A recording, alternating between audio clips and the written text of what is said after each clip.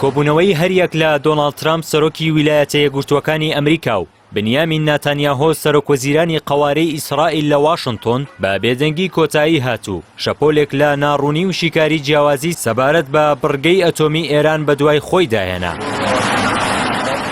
ئەنجامەکانی دیدارەکە کە چاوەڕوان دەکرا ئاڕاستی پەیوەندیەکانی دوو وڵات و چارەنووسی ئاڵۆزیەکانی ڕۆژهەڵاتی ناوەڕاست ڕوون بکاتەوە، تەنیا بە وەسفکردنی بە وشەی ئەرێنی ڕاگەیەندرا. ئەم ڕەفتارەی کۆشکی سپی بووە هۆی ئەوەی چاودێرانی سیاسی و استراتیژی ئاماژە بە بەردەوامی جیاوازیە جەوهەریەکانی نێوان واشنتن و تەل ئەبیب بکەن، بەتایبەت لەسەر شێوازی مامەڵەکردن لەگەڵ تاران و ئاسایشی کەنداوی هورمز.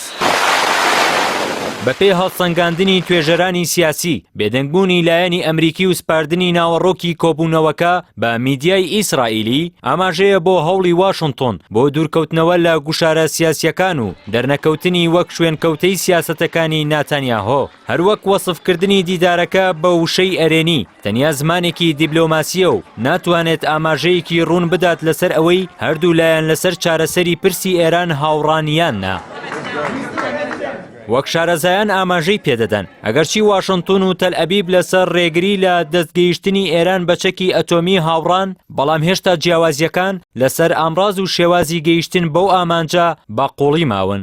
هاوکات شارەزایان بێدەنگی کۆشکی سپی بە هەنگاوێکی هۆشیارانە دەزانن. بەو پێی لە ماوەی ڕابردوودا و بەهۆی جەنگی ئێرانەوە ترامپ لەژێر فشارێکی سیاسی گەورەدا بوو. ئەمەش زیاتر بەهۆی ئەو تێڕوانینەی دەڵێت ئەمریکا لە زۆر بابەتدا وەک پاشکۆی ئیسرائیل دەردەکەوێت.